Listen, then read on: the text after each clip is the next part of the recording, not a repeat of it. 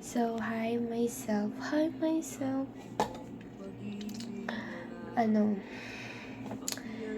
Angel. So, today is currently what? September 27, 2025 at exactly 3:02 a.m. And now I'm listening to Maging Sino Ka Man by Ray Valera. So, nag-video ako ngayon kasi nag-emote ako about sa mga nagustuhan ko noon na lalaki. Ayan. Nag-cry ako. Tanga ko na't binidyohan ko pala. Sorry for my eyes. Inborn po siya. But these eyes made me stronger, made me stronger than before. Yes, yeah. So, the purpose of this video is to make a deal with myself. I am currently 18 years old now. Mabaler ako sa eyes ko. I am currently 18 years old now. And I want to promise to myself that once na 22 years old ako, gusto ko magkaroon ako ng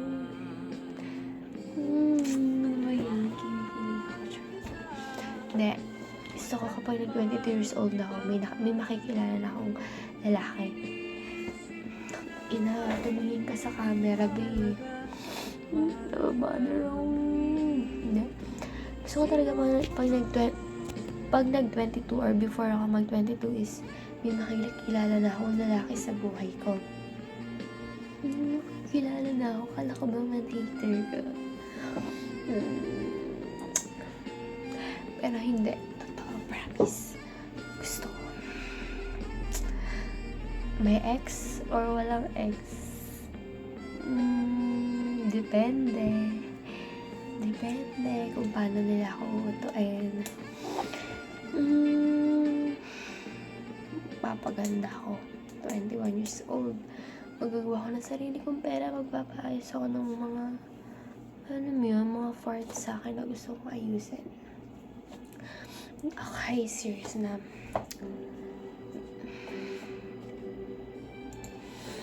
So, sa totoo lang, gusto ko talaga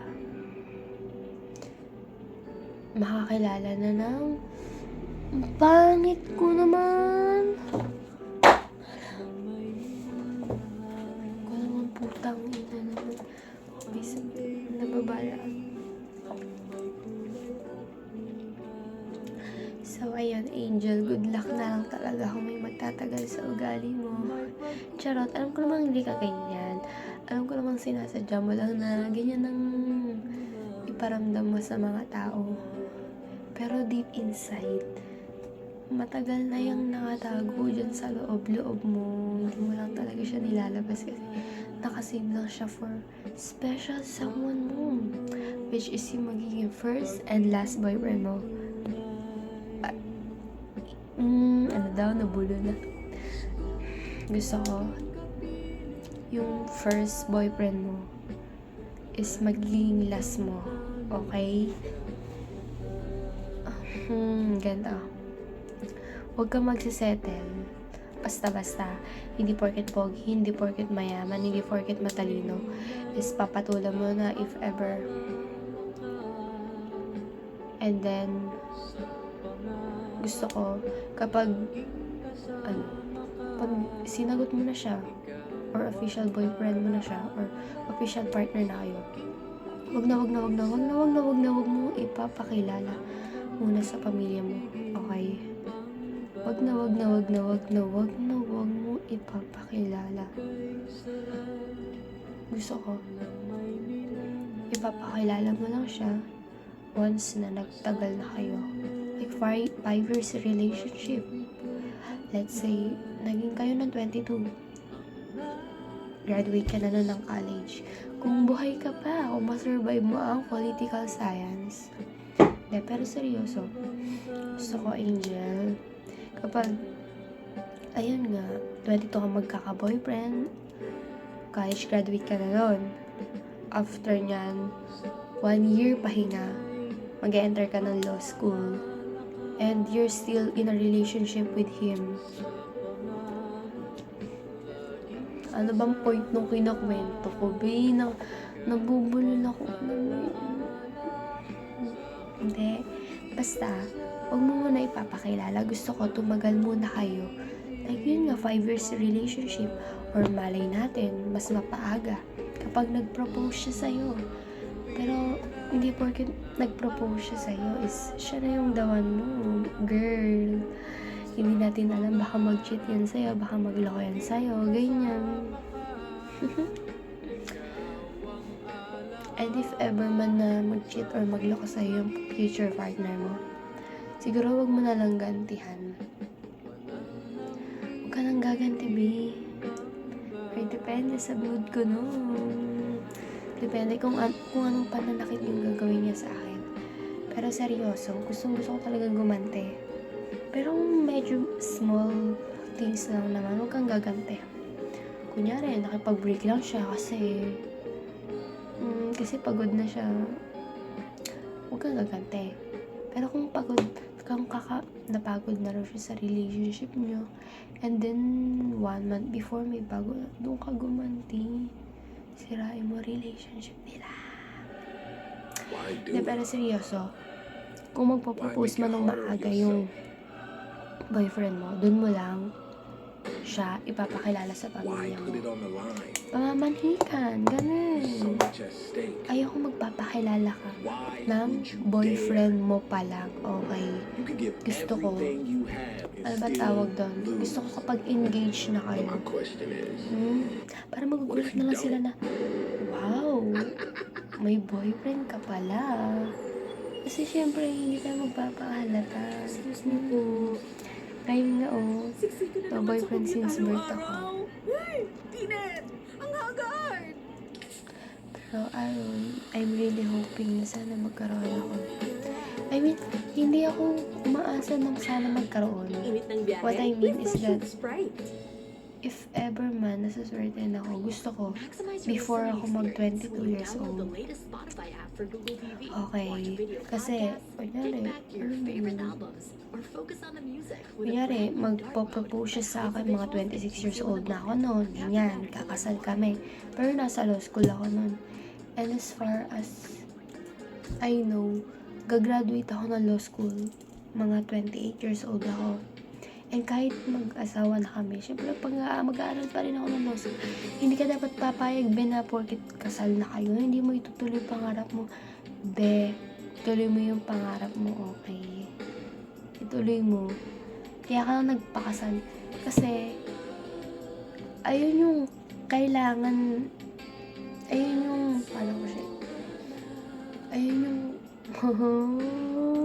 hindi kasi kailangan natin ng taong makakarami natin hanggang sa huling hininga natin, di ba? Siyempre, kailangan natin paramihin yung lahi natin.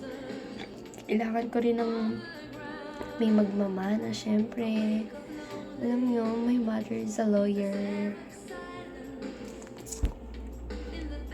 Parang tanga. Sabi ko maiksing video lang. Pero ba't biglang humaba? Hindi, okay lang. Once in a while lang naman to. Baka next month ulit. So, ayun. Hi, Jules. Ang pangit ko. I don't love you anymore. I wish you well. Sana makilala mo talaga yung para sa'yo. Ang sakit ng mata ko. Sana someday INC ka pa naman. Alam mo yun. Sana magpakalalaki ka. and be a better man. And for Joshua, siguro, hindi ko naman kasi alam kung ano nangyari sa mga past relationship niya eh. Pero kung sinaktan ka na rin naman sa past relationship mo, and if ever na gusto nilang bumalik sa'yo, kasi nakikita ka nila na in good terms ka na, or nagkaroon ka ng relationship with others, like jealousy, naramdaman nila na ganon, and na-realize nila na, oh, bakit ko ito pinakawalan, babalik sila. It's up to you kung babalik ka. Okay? Hindi ko naman alam kung ano yung nangyari eh. Pero, wala akong pake. Okay? Basta ang akin lang. Kung wala kang magandang intention sa buhay ko, lumayo-layo ka na sa akin kasi napapalitan ng kabutihan. Napapalitan ng kasamaan yung kabutihan ko. Okay? Alam mo yun?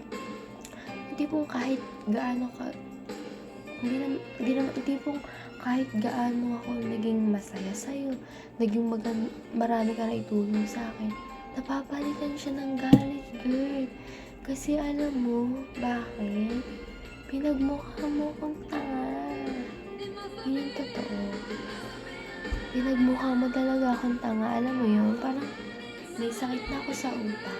Alam mo yun, meron na talaga akong sakit sa utak. Iniisip na kita sa lahat ng bagay. Ayun ba yung goal ko? Isipin kita. Naiinis ako sa'yo. May mali ako na umamin ako. Hindi ko ginulo buhay mo. Umamin lang ako. Oo, alam ko hindi ko kinare yung intention ko. Pero ikaw yung may mali sa atin talaga. Ginulo mo buhay ko. Oo, nagpauto ako sa website. Pero ikaw talaga, ikaw ang may kasalanan. Kasi, alam mo bakit? Tinroma mo ako. Nang invade ka ng privacy. Alam mo yon, ha? Kung ano-ano ang pumasok sa utak ko. Alam mo yon, sobra yung traumatize ko. Pakiramdam ko, pinapanood mo ako sa lahat ng bagay na ginagawa ko. Pati sa pagbibihis ko, sa paliligo ko. Sa lahat-lahat ng bagay na ginagawa ko. Kung alam mo lang kung gaano ako na trauma. Paano na ako magtitiwala ngayon? Kaya hindi rin kita talaga kayang patawarin. Pero somehow, kaya ko rin talaga.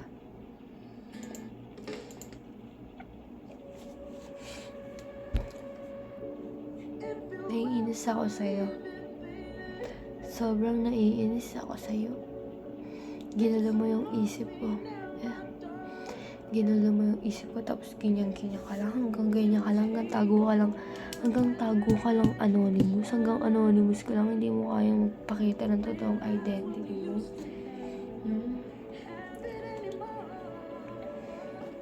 There's no religion that can save me. Pero kaya naman kitang patawarin. Humingi ka sa akin ng sorry. Kaya kitang patawarin in favor. Hindi ka na magpapakita sa buhay ko. You know. Or kung may kakayahan ka, or may tao kang alam na magaling, like mga kayang gumawa ng himala, siguro yung favor ko, alisin yung memorya ko sa'yo. Alisin yung, tama ba? Basta i-remove lahat ng memories mo sa utak ko. Yun yung gusto ko mangyari. Makalimutan ka.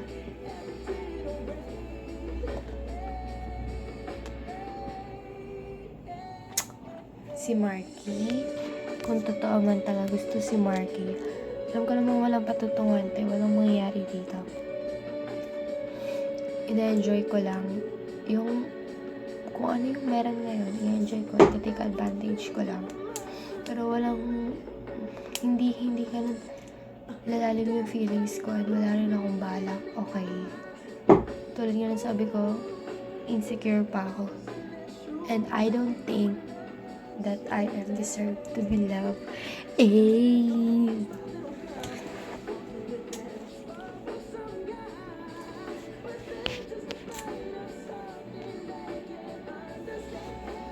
Pero seryoso, ayoko nga. Ayoko magkaroon ng relationship sa taong nakilala ko lang sa online. Siyempre, hindi pa nila kilala yung totoong ako, yung physical appearance ko. Gusto ko yung nakikilala ko sa personal.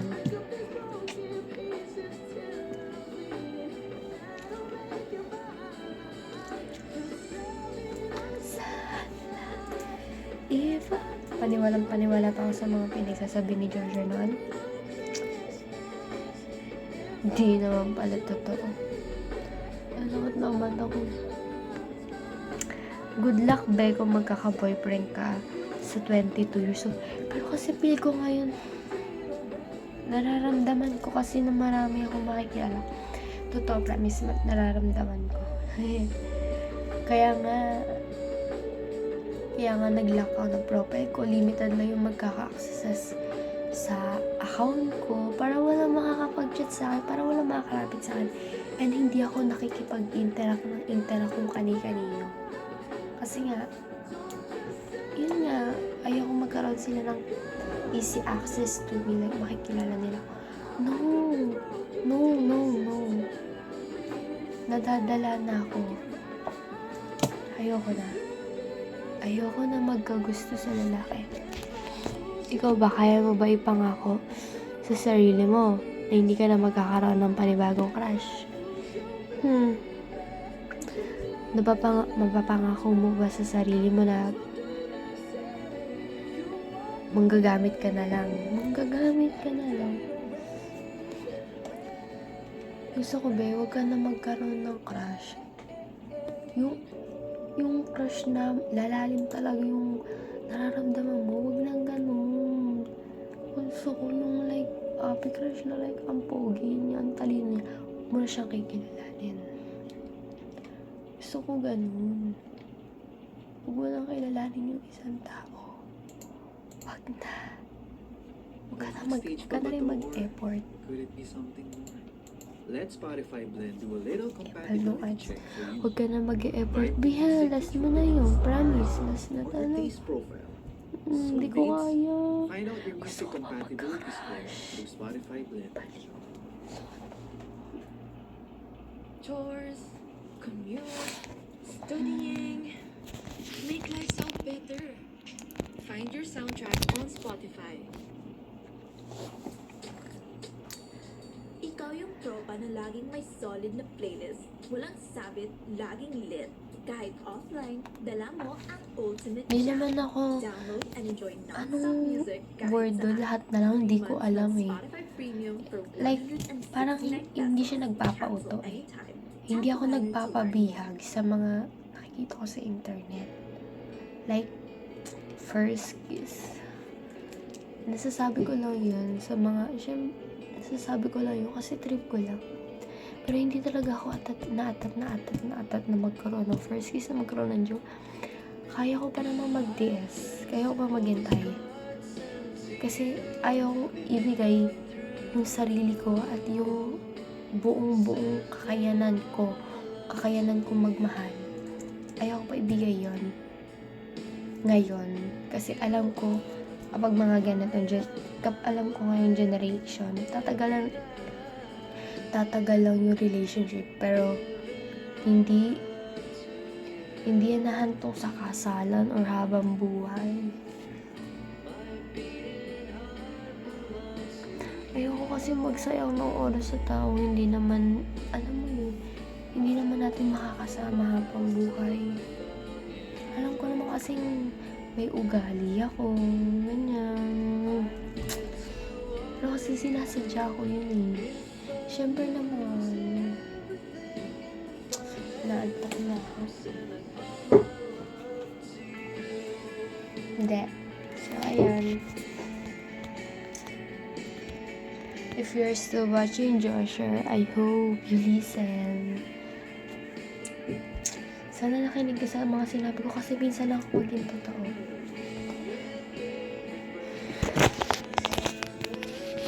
Pero kung babalik ka sa buhay ko, hulaan mo kung tatanggapin kita.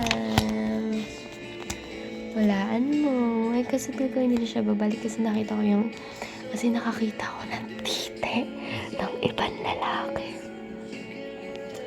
So, feel ko medyo magiging barrier siya. Guys, walaan nyo. Babalik si Joshua, hindi. Babalik si Jules, hindi. Sino ang babalik sa kanila? Tapos walang bumalik, okay lang. At least makakakilala ka ng bago. Pero seryoso, kung babalik si Joshua, apatang ina si Joshua na yan eh. Bye.